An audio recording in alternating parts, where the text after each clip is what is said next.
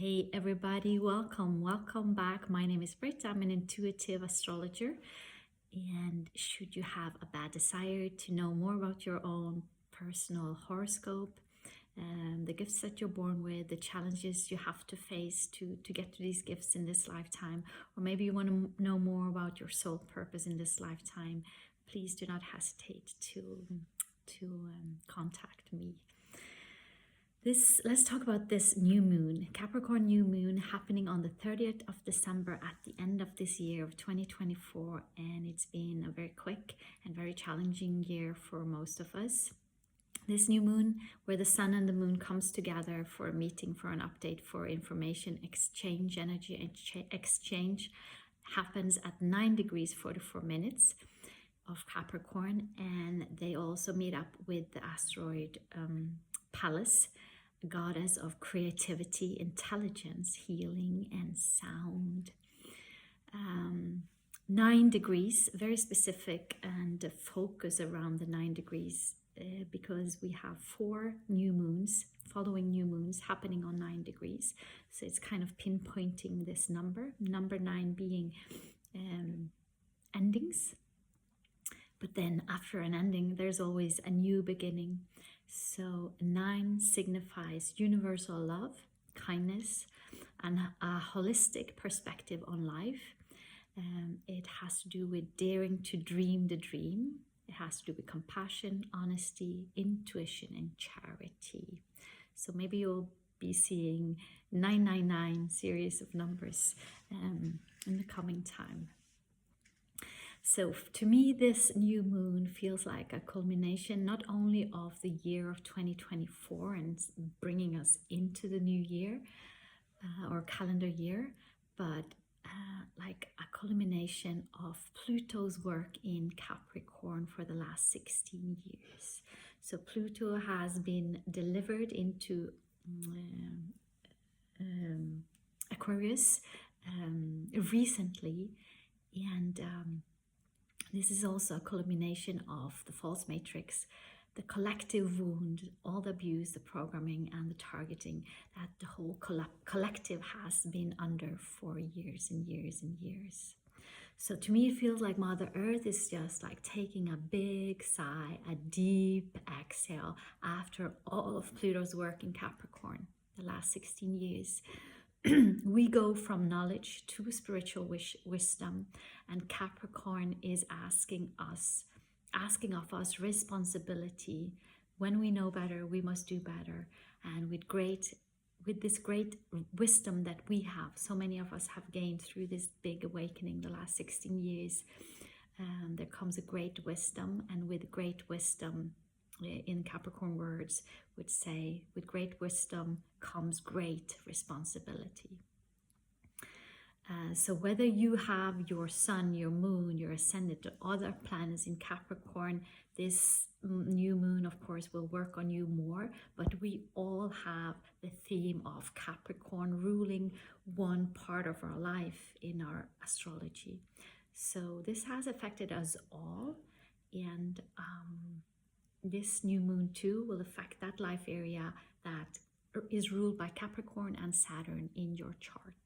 The new moon ruler is Saturn, and Saturn is in Pisces, and Saturn is also square Jupiter and the great attractor. So with Saturn in Pisces, it has been trying to teach us embodiment of the soul, to bring the soul and our spirituality more into our bodies and into practical use on the physical plane. So Saturn in Pisces still asking us to take our spirituality and our creativity seriously and take responsibility for that part of our lives, to make room and time and space for these topics. This is the end of the year. Mother Earth is taking a sigh of relief. Pluto has moved into Aquarius. To me, this means we are gonna be taught about the power of our minds and our brains for the next 20 years. We will be tapping into the real power of our minds, of our higher consciousness, our creative genius minds, and how to use them for the best of humanity. As I said, we've gained so much wisdom, and this is for choices to be made. And it all starts within the choice of who you want to be, how you want to live your life, and do you want to embody this wisdom and this new spiritual part of you that you have gained the last 16 years. So it is time for us to pull it into the physical material plane, all that we have learned. So Pluto already in Aquarius, and in March, Neptune will move into Aries, fire sign. So wisdom and spirituality into our lives to express the divine through your creativity. Saturn will also move into Aries in May, so same here. Our lives, our aura, who you are now, it's not the same as 16 years ago. So the question of I am, we've all been asking ourselves with Chiron, the wounded healer in Aries. We've been asking ourselves, who am I? And also with the North Node in Aries, we've been asking the same question, who am I, on a deeper level? So many of us have found more profound answers to these questions. Uranus will move into Gemini in July. And we still have the Pluto-Mars opposition going on. Pluto in Aquarius, Mars now in Leo, and it will go on until May 2025. And this is a war for your soul. Will you continue the material path, the self-centered lifestyle, or will you choose the path of the soul? Also, the nodes, the lunar nodes will change signs already January 11th. So North Node then moves into Pisces, and South Node into Virgo. So North Node, it's about where the collective is going. And with the North Node into Pisces, it is about our creativity, our spirituality, our dreams. It is the divine masculine. It is Christ consciousness. It is a good image to use here would be Yeshua or Jesus and his healing, harmonizing, kind powers. Whereas the South Node moves into Virgo, which would be the divine feminine, the Sophia, the Mary Magdalene in us. And it's about detoxing and purifying and upgrading our habits and everyday routines so that our lives reflect more of our spirituality and our soul path. So we're coming out of the closet. So embodied spirituality and everyday spirituality. So Pisces and Virgo also represent the twin flames, the divine masculine and the divine feminine. So this year and forward, many twin flames might come together for their mission around the power of love.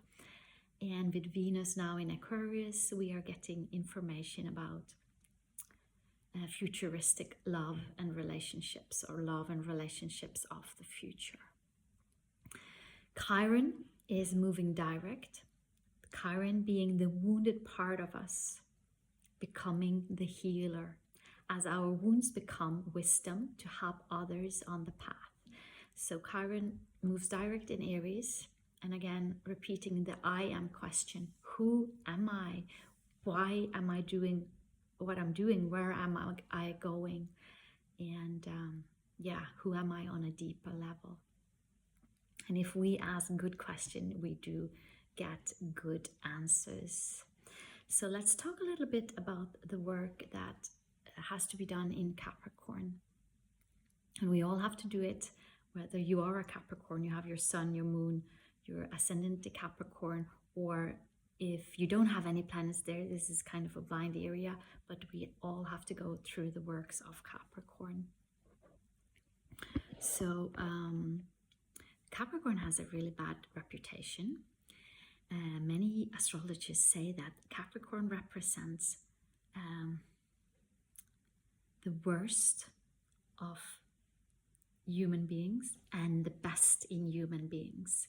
So is often symbolized with the greedy businessman that has ambitions with no limits, that will climb on other people's heads to get to the top of the material or personal mountain at all costs, walking over dead bodies to get there. And it's also said that Capricorn is either evil or good, like Hitler or Yeshua.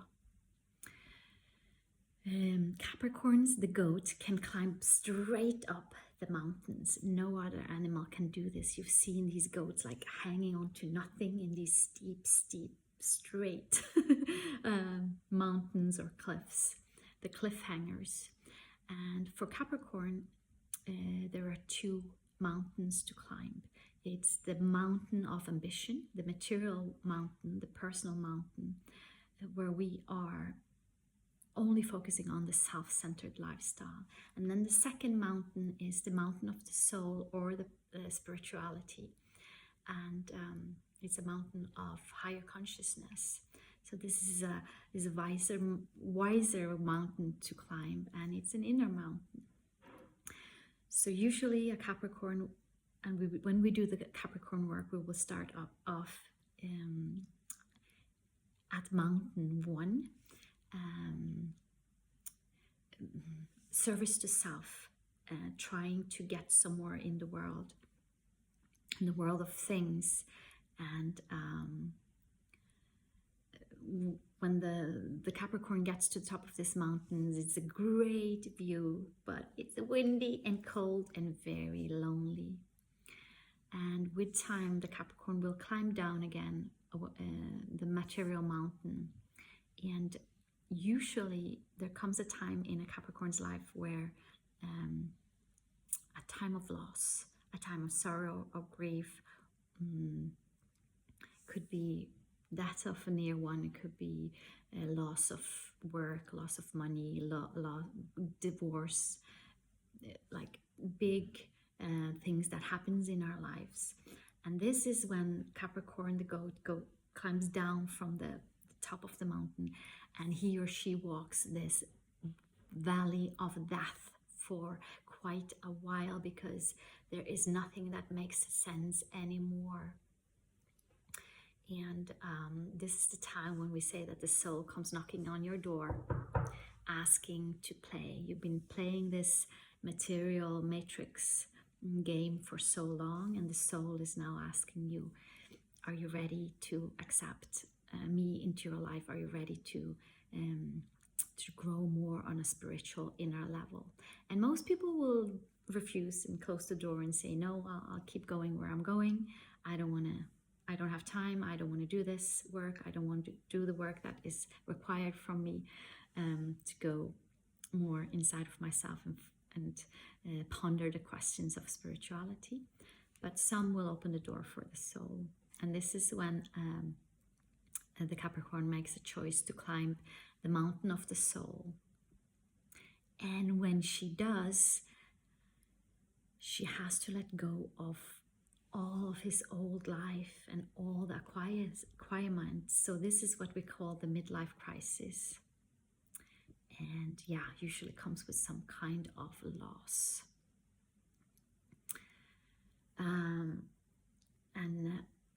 So this is the sole purpose of the Capricorn. It's a slow, methodical, step-by-step process where the goat, which is a sure-footed animal, has to walk the walk and do the work, do the inner work. And usually this happens in the last third of our lives, when we are ready to make our finest contribution to humanity for human betterment. So the goat comes to this plateau, this pause point, and is looking back at all the hard work, and is looking up to the top of the mountain, and it's the shortest but steepest part left of getting up to the mountain, and really hard and difficult decisions has to be made here, because this is the place where you have to drop all your extra luggage. Whatever you have in your backpack, you have to take it off to be able to climb the mountain. So whatever is weighing you down, whatever dross life is in your backpack, you have to give it up. So this could be relationship dross, financial dross, obligatory dross, and dross in Norwegian means slug. So you have to let go of all your slug, which is really, really hard for us because we want to cling to the old story, because the new story is unpredictable. We can't control it. We don't know what it's going to give us. So we most of us stay in the comfort of the old story. So the Capricorn has to make it to the top, free himself from anything that binds him and limits him to the old life. And when they do get to the top, they transform into a unicorn, where the two horns are fused into one. And there's a loving will and a consciousness. And we say that Capricorn is the sign that is then closest to God, who bathes in the light of God or the creator or divine source. And unicorns are said to be a symbol of perfection, a symbol of spiritual enlightenment, a symbol of Christ consciousness, and fully coming into your soul's nature. So this is really a spiritual initiation that Capricorn goes through to achieve on behalf of his or her soul purpose. So the mantra for Capricorn is, lost I am in light supernal or divine, yet on that light I turn my back. So Capricorn is on the top of the mountain, living the fullness of higher consciousness. But from the bottom of the mountain, he or she hears a cry of a suffering humanity.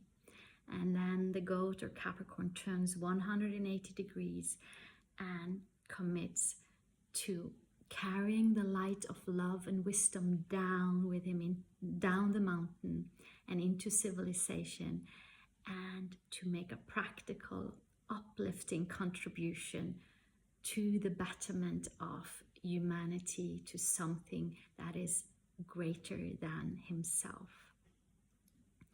So Capricorn is the capacity to inwardly reach up for the stars and still keep your feet on the ground. So the high top of the mountain represents the high point of consciousness that Capricorn, you, that part of you, can reach and hold. And the bottom of the mountain is practical service. So only through the working Capricorn you can reach this top of the mountain and become closer to God. I also want to talk a little bit about Saturn, which is also has a bad reputation and who is the ruler of Capricorn. And I've written something about the keys of Saturn, because in my point of view, Saturn is the key. It comes with pain and challenges, but it is the work we have to go through to open doors to other parts of our lives that we want to open in, where we want to be abundant. So pain is inevitable, but suffering is optional. The state of heaven is accepting, hell is resisting. All disease is resistance to change on a mental, physical, emotional, or spiritual level. So Saturn, the Lord of Karma, is the great gatekeeper, the key holder of the gate to heaven. It is the great teacher. So Saturn is now in Pisces. So it's showing us the life area that you will have to take seriously in this life to access the key to higher learning and wisdom. So right now, for the collective, Saturn being in Pisces It's the sign of our spirituality, our creativity, and how to use this, how to use my creativity for the service of the divine and for service to humanity and for Earth, to move Earth into new Earth. So this sign and house area holds a key. So we need to study and work on the themes where Saturn is placed in your natal chart, but also where it's placed now. What is Pisces? It's the healer in us, it's the wisdom, it's, I've said creativity and spirituality so many times now, but how can we go deeper into these themes? Higher knowing, inner wisdom, higher consciousness, the connection to source, and to study and work on the themes of Saturn to understand yourself and find the keys to ascend closer to heaven. So Saturn has the keys to a tower that has been previously locked for us. And once we master and understand both Saturn collectively now in Pisces, but also in your own personal horoscope, you will gain insights, overview, and the ability to help others up closer to God. And to receive the keys of Saturn, it will be required from you, Saturn and Capricorn will require from you self-mastery, sovereignty, righteousness, integrity, discipline, maturity, responsibility. These are all the higher nodes of Capricorn Saturn. Work ethics, highest standards, resilience and boundaries. The virtue of honesty, and the virtue of honesty needs time to grow. Time is Saturn. It takes time, patience, perseverance, working through hardships, working through discomfort for Saturn to grow like a pearl, to become grace under pressure. It requires shadow work, cleaning up our thoughts and cleaning up our words. It requires ego death, cleaning up on the self-centered lifestyles that most of us live, me, myself, and I. And it is also practicing joy in your life, love, bliss, grace, mindfulness, fearlessness, accountability, impeccability, responsibility.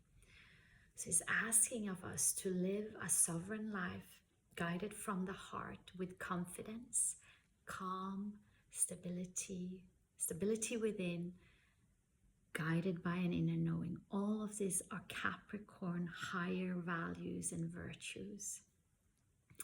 So I recommend you to look at your own chart, which house area and sign Saturn is situated in. You can find this on astro.com free, or you can contact me and I'll help you look at it if that's of your interest, and it will give you a clue to where you can find the key to many of your questions. Saturn in your chart is a challenge of maturity and taking responsibility. And Saturn comes in 3 levels. So the lower level would be we are asleep, we are in refusal, we don't like Saturn. It's an extreme bully. Saturn is the bad, everything bad that happens in our lives. And then there is a middle level, and it is like overdoing, overkilling, obsessing with our duties and responsibilities, like overdoing Saturn. And we have to come to an appropriate use of Saturn, which would be using Saturn in moderation. What can I learn from this? What is this situation teaching me? Saturn being the teacher. And at the highest level of Saturn, you do the necessary, appropriate responsibility and duty in your life in a conscious way, gently and without force. So here we must know the difference between good and evil, and it comes to a point where we have to choose, because from here great power will be given you. With great wisdom comes great power. And if you fail and use it for the ego or evil, you will fall from the mountain and you will have to climb it again like Donkey Kong. So Saturn is really a pearl, and under pressure, it becomes the pearl. And it takes time, it's hard work, it's power, control, rules and laws, responsibility.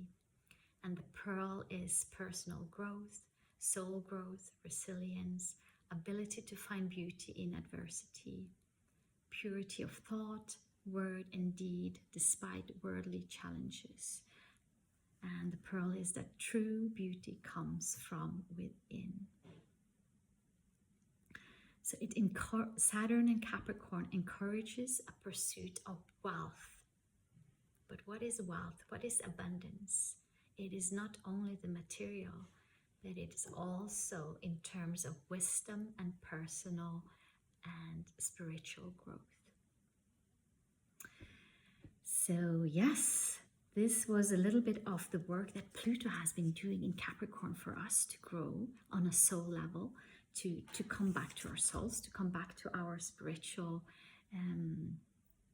heart, to again come back to our inner child, and to take back our creativity, to create in alignment with the divine, and also to become masters of our lives, and to create also not just for the good of ourselves, but for the whole of humanity, for our neighbors, for the community that we're in. And this is what Pluto will help us with when now that Pluto is in Aquarius, has to do with the community and humanity, freedom, awakening, and the power of our minds, and how to use this genius mind to create for the best of humanity. So this is a big gong for 2024, moving, pushing us into the calendar year of 2025. And give yourself a deep exhale, for as I see it, the worst has been done. Of course, there is a lot of things happening still, and it looks like now that the false matrix is falling apart, all the darkness comes to the surface, which has been Pluto's work in Capricorn, and which will continue, and it looks really, really dark at the moment. But remember that it's always darkest before the dawn, and this darkness has to be revealed so that we can see it, so that we know what choices to make and how to navigate our lives. So it looks like it's the darkest of dark, but it's a clearing and a detox, and it always starts with ourselves. People are telling me, but why do I need to know about all this darkness? There's nothing I can do about it. But yes, there is, and it starts within. So we are purifying our thoughts, our words, our ways of being, our ways of communicating, our ways of holding space for others, and removing the darknesses in us, because we've all been tempted, and we've all been since we didn't know about all this darkness, so we, in our innocence, we have been led down a path, all of us. So to remove this darkness, we have to fill up little by little with light. And how to do this? To me, my best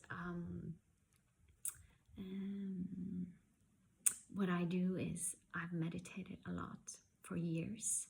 And the more I meditate, the more light I allow into my body. Being in nature, it's so simple. Being in nature, sitting in stillness, creating healthy habits. Your diet has a lot to say of how your thoughts are. If you're eating a lot of sugar, if you're eating a lot of very heavy, dense food, you're going to feel heavy, dense, and then your thoughts are going to be heavy and dense. It's about being in nature, being around animals, in treating our relationships as sacred, and there is also sacred plant medicine you can use, and it's taking those inner choices of who do I want to be and going in that direction, making these little everyday changes. For what we do every day is what becomes the habits of our lives. So the teachings are extremely simple. The teachings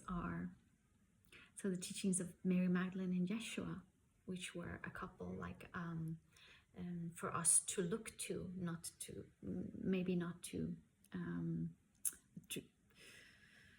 maybe more as examples of how to live our lives. They were teaching in couples, and the teachings are so simple. It's the teachings of unconditional love. It's the teachings of kindness and compassion, and we're all born with it. So it's easy for us to make these changes little by little and every day. So this is my last video of this year. Thank you for your follow. Thank you for your love. Thank you for your beautiful comments and for your likes and subscriptions. Please share with friends if you like the content. And I will give you my last card of the year, which is Miracles from the Mary Magdalene Oracle Guidebook, or Oracle Cards, Miracles. So we see the Tree of Life, and we see the Ankh, and we see this bright light, the sun, which is you. And the Miracle card wants to tell us this.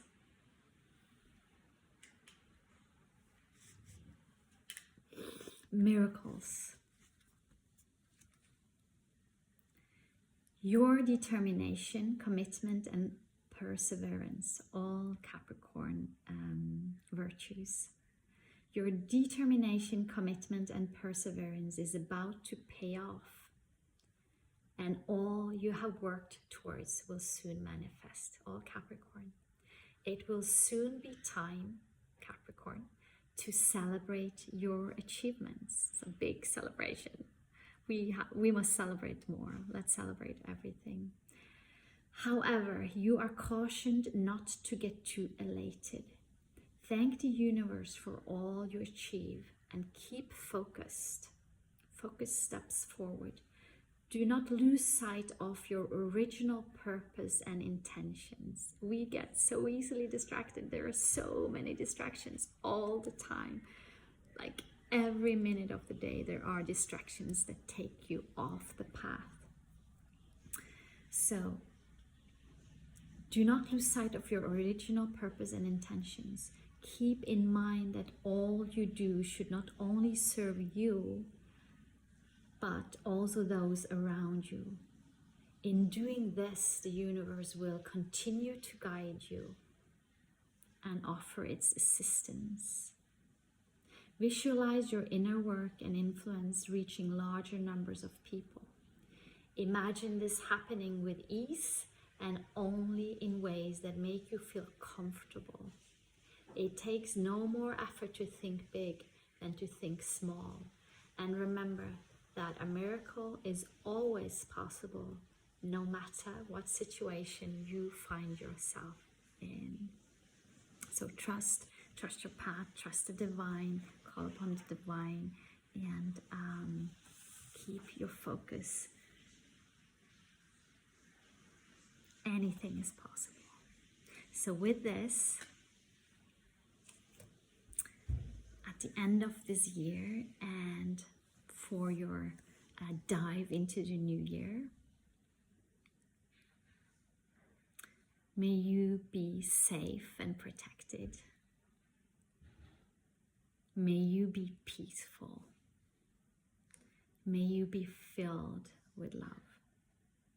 Until next time, until next year, namaste, and thank you for watching.